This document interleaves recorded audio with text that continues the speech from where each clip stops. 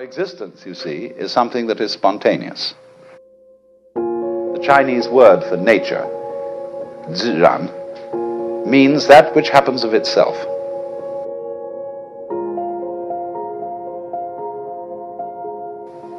Your hair grows by itself. Your heart beats by itself. You breathe pretty much by itself. You don't have voluntary control over these things. So we say it happens spontaneously. So when you go to sleep and you try to go to sleep, you interfere with the spontaneous process of going to sleep. Try to breathe, real hard, and you find you get balled up in your breathing. You've got to let go and let it happen. Because if you don't, you're going to be all clutched up.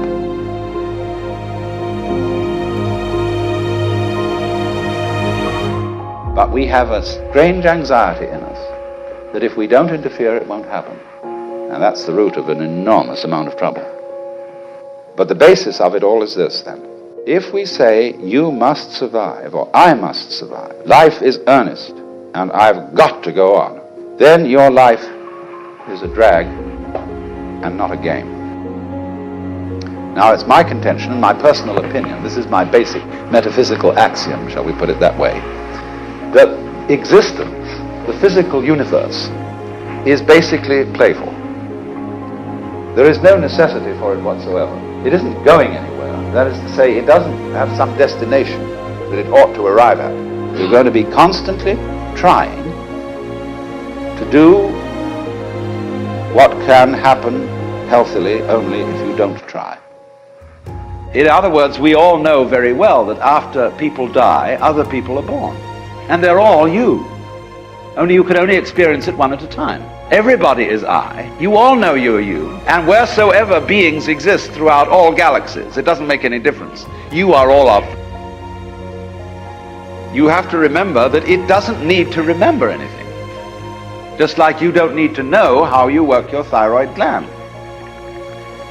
So then, when you die, you're not going to have to put up with everlasting non-existence, because that's not an experience. A lot of people are afraid that when they die, they're going to be locked up in a dark room forever. And sort of undergo that. But one of the most interesting things in the world, this is a yoga, this is a way of realization. Try and imagine what it will be like to go to sleep and never wake up. Think about that. Children think about it. It's one of the great wonders of life. What will it be like to go to sleep and never wake up? You see, you can't have an experience of nothing. Nature abhors a vacuum. So after you're dead, the only thing that can happen is the same experience, or the same sort of experience as when you were born. In other words, we all know very well that after people die, other people are born. And they're all you. Only you can only experience it one at a time. Everybody is I. You all know you are you. And wheresoever beings exist throughout all galaxies, it doesn't make any difference. You are all of them. And when they come into being, that's you coming into being. You know that very well. Only you don't have to remember the past.